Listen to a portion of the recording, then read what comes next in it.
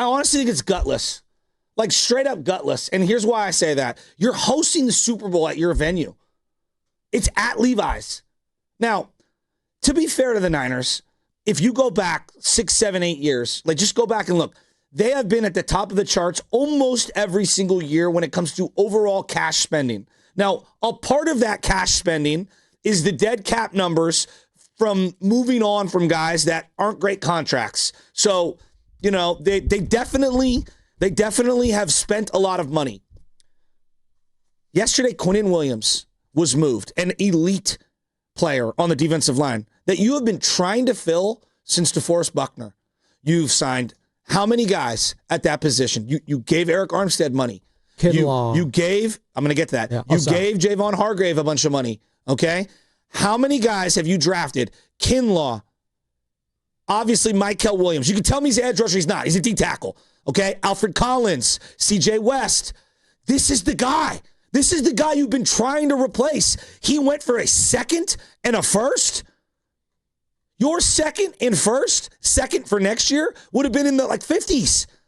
Meaning the pick that you would have because you have such a good record. And a first 2 years from now, you do it. This thing that you're going to hoard picks for what? Let me just go through the 49ers draft history real quick. Day 1 and day 2. That's the first round and second and third round. That's day 1 and day 2. 2017, you went 0 for 4. 0 for 4. I don't even need to say the names. You already know them. Okay? 2018, you went 1.5 for 4. McGlinchey, I'll give you half. Okay. You didn't re-sign him. Okay. Now you got Fred Warner. Okay. 2019, Grand Slam. Yeah. 2 out of 3, meaning 2 big hits out of the 3 first and second day picks. Bosa and Debo. Debo's not on the team anymore. Nope. And that was also 6 years ago. Yep. 2020, you went 1 for 2. Those were the only 2 picks you had. Kinlaw and Ayuk. Ayuk was a hit. Yeah. It was a hit. Yeah. Sucks that he's hurt now. Yeah. 2021, 0 for 4. 2022, 0 for 3. 2023, 0 for 3. 2024, I'm going to give you, in 2024, I'm going to give you 1.5 out of 3. You got Pearsall, Renardo Green, Dominic Pooney. Pooney, I'm going to say, is a hit. Yes. Renardo Green's been solid. I'm right now, I'd say it's a hit. So right you're now. going to go 2 out of 3. Yeah, because Pearsall, God, the injury thing is so tough because when he is out there, he produces like a first-round pick to me. He does. The production's there. He can't get on the field, though. So if he can't get on the field, and I talked about in the offseason, right now, I'm putting it incomplete. It's an incomplete for Pearsall right now. You took Renardo Green 64th overall. That's about what you would have gave up in this upcoming draft for Quincy Williams, plus a number 1 the following year. I ask you, would you trade Renardo Green and a future 1 for Quincy Williams? Yes. Exactly. I'd also attach a second-round pick to it. 100%. Yeah. All right? This year's draft, you took 3 D tackles, basically, in the first 4 rounds. But let's just go the first 3 rounds. Michael, come on. He's right now. It's a work in progress at best. It's not a good pick right now.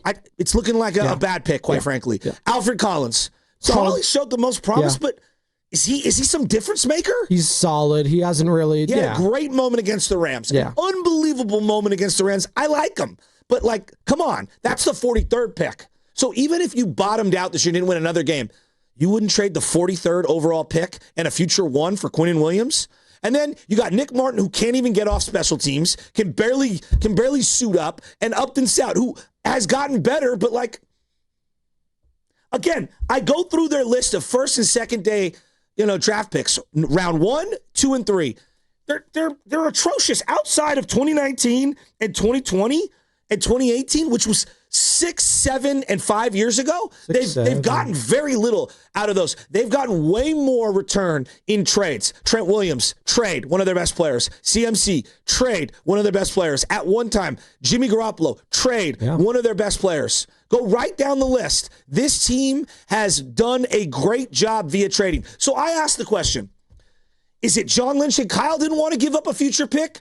Or is it Jed York and the front office and Parag telling them you are not giving up day 1 and day 2 picks? We'll let you trade a 6th or a 5th rounder for Keon White, who none of us has ever heard of. Like, we'll let you do that, but we are not letting you trade a day 1 and day 2 pick. I want to know, because every single year I'm emotionally invested and financially invested, and I'm not alone, as a season ticket holder, buying merch. Did you see how many Niner fans were in New York? Did you see? The quarterback, Jackson Dart, was talking about it. You told every one of those fans who spent their hard-earned money, this year's team's not worth investing in, when they're 6-3, and the entire NFC is wide open. And not only would Quincy Williams have helped you this year, he's under team control moving forward. Like, he's the kind of guy you build the defensive line around. All these guys that you took this year, Michael, Alfred Collins, and CJ West, you're praying to God they are 3/4 of the player Quincy Williams is. Are they not?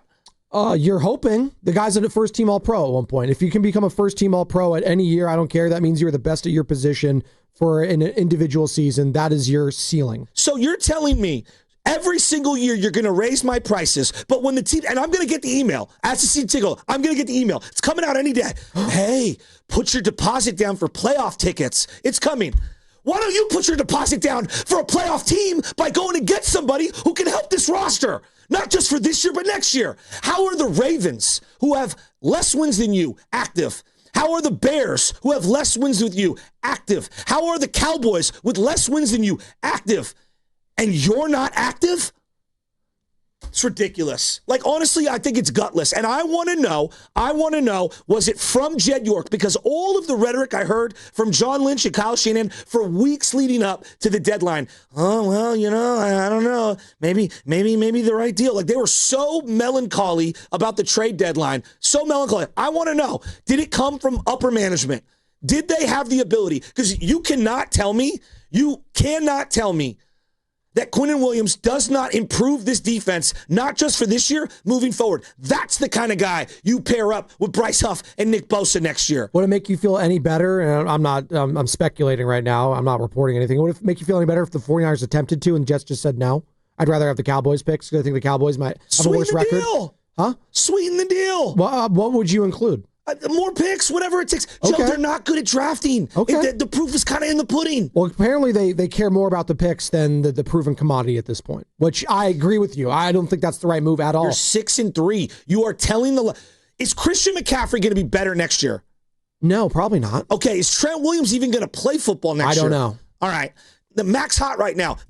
Maybe Purdy comes back and he's hot. Maybe Max stays hot and he rides out the hot hand. Why would you not add to this? I don't get it. Is Kittle going to be a better player next year? I don't know.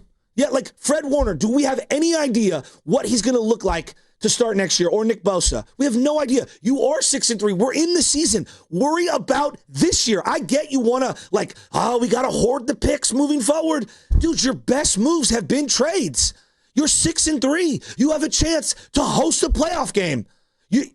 It's wide open. Do you think the way they whiffed with Randy Gregory and Chase Young, they're like, these guys are half the player that Quincy Williams is. Well, I know. I agree with you. Do you think they're a little scarred from that, even like then?